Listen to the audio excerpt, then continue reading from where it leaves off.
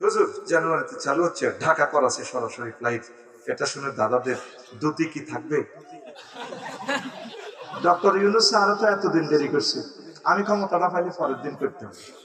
আচ্ছা, এরা পাকিস্তানিরা আঙ্গুরে ক বছর গুতেছে? 25 বছর না? ব্রিটিশরা 190 বছর গুতে গেছে। তো হিয়ালতে যাই পারলে আমরা পাকিস্তান একটা দেশের সাথে ভাই ভাই কোমাকুবি কিলাকিলি হয় না? কেয়ামত যেমন সত্য, আর আমরা কি পাকিস্তানের সাথে মিশবো? আমরা একটা স্বাধীন রাষ্ট্র, কিন্তু আমাদের যোগাযোগ চলক না রে ভাই। অনেক সময় ভাই ভাই যোগাযোগ রাখলে কাজেও তো লাগে। ইন্ডিয়ারে ঠান্ডা পরিবার পরমাণু বোমা হচ্ছে কি চীন আর পাকিস্তানের সাথে সুসম্পর্ক রাখা। দুইটার লোকে চুক্তি করবি তো বর্ডারে, মানে কোত্তা কাপড় খুলে উঠতে এরবি, একটা বন্দুক তাক নেই হিসাব করে দিবে। ওদের সাথে চীন আর যদি পাকিস্তানের সাথে দূরবর্তীতা, তখন তোরে বড় আয় করে নেব। কথা ঠিক কিনা? প্রত্যেকটা জিনিসের এভরি অ্যাকশন ইজ রিঅ্যাকশন আছে। আরে রং গলাইবার কি আছে? তারফিন আছে না? রঙের দোয়া কলমা হইলো তো রাতে তো উঠতো না, কেরাসি দিলে উঠতো না।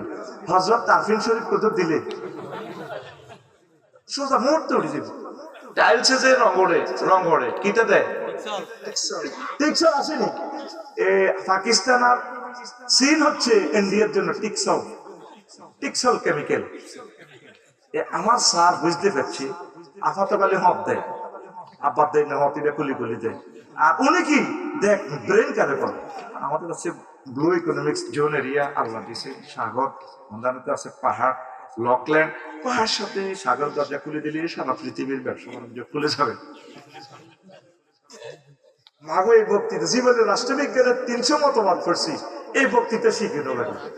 স্যার কি ঠান্ডা মাথায় এত সুন্দর বক্তৃতা সাত গাইয়া লাহান আসে তো এত সুন্দর লাগে, খুলে যাবে।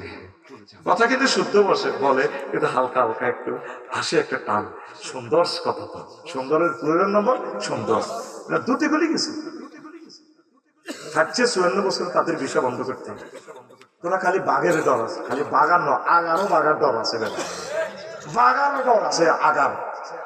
আমরা যদি সকল ভাই সকল ধর্মের লোক হিন্দু বৌদ্ধ ভাই আমরা এখানে মিলেমিশে চলি, আমাদেরকে উল্টা ট্যাক্স দিবে ওরা, আমাদেরকে ট্যাক্স দিবে। কারণ সাগর আমাদের লক লাইন তোমরা আটকাও, সরাসরি আমরা ফ্লাইট দিয়ে যোগাযোগ করবো। আকাশ সীমা ফেললে ঠেকাইলে চীন আর পাকিস্তানের সাথে যোগাযোগ তারের মতো সোজা হয়ে যাবে। কি এর মতো? তারের মতো সোজা হয়ে যাবো তার।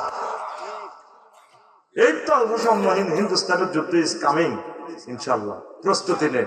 আমিন কো।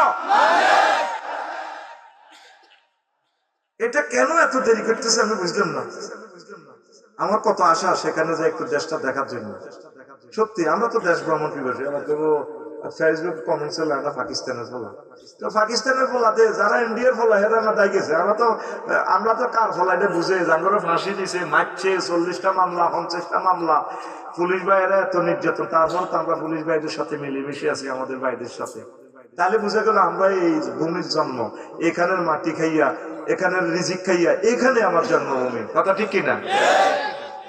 আল্লাহ তুমি আমাদেরকে এখানে মারিও, এখানে রাখি, এখান থেকে আমরা হাসন নাসরে উঠবো। আল্লাহ এই আমার জন্মভূমি, এই আমার মাতৃভূমি। আল্লাহ আমরা বাংলাকে অনেক অনেক ভালোবাসি। পৃথিবীর 5ম ভাষা, প্রায় 60 কোটি মানুষ বাংলাতে কথা বলে। পুরো আরব বিশ্বের 12টা রাষ্ট্র তো 60 কোটি নেই। তাহলে বাংলাকে আল্লাহ কত ভালোবাসে, বাংলা ভাষা। আল্লাহু আকবার। আচ্ছা হুজুর, আসিফ নজরুলের প্রতিকৃতিতে জুতার মালা কেন, এ নিয়ে কিছু বলতেন। সম্মানী মানুষ, এগুলো করা ঠিক না, ওনাকে রেসপেক্ট করেন। হুজুর আমাদের শারমিন আপনার আফার স্বামী মারা গেছে। হুজুর আমাদের শারমিন আফার স্বামী মারা গেছে। এখন বিধবা শারমিন আফা আপনাকে যদি বিবাহ করতে বলে, আপনি কি শারমিন আফাকে বিবাহ করবেন? তো কেন, আমার সিট তো খালি আছে। আমি বলছি তো আমার 3 সিট খালি আছে।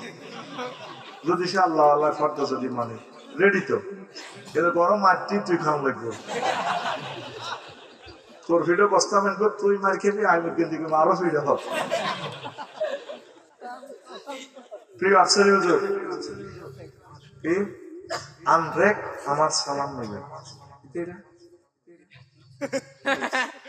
আচ্ছা, আর ছোট একটা প্রশ্ন। আমি প্রাপ্তবয়স্ক এক যুবকের লিখছে যুবক। আমার বাবা মা আমাকে বিয়ে দিচ্ছে না, এখন আমি কি করতাম?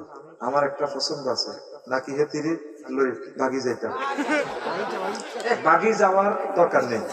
যদি প্রাপ্তবয়স্ক হন, আপনি যদি তৌফিক দেয় বিবাহের প্রস্তাব দিবেন আর আব্বাকে বুঝাবেন। কারণ ছেলের ব্যাপারে তো এই অলি শক্ত না, মেয়ের ব্যাপারে অলি শক্ত, কারণ তারা নিজের ডিসিশন নিজে নিতে পারে না। আপনি যদি তাকে দায়ী বিয়ে করেন, ফানিকা হুয়া বাতিল, ফানিকা হুয়া বাতিল, ফানিকা হুয়া বাতিল হবে।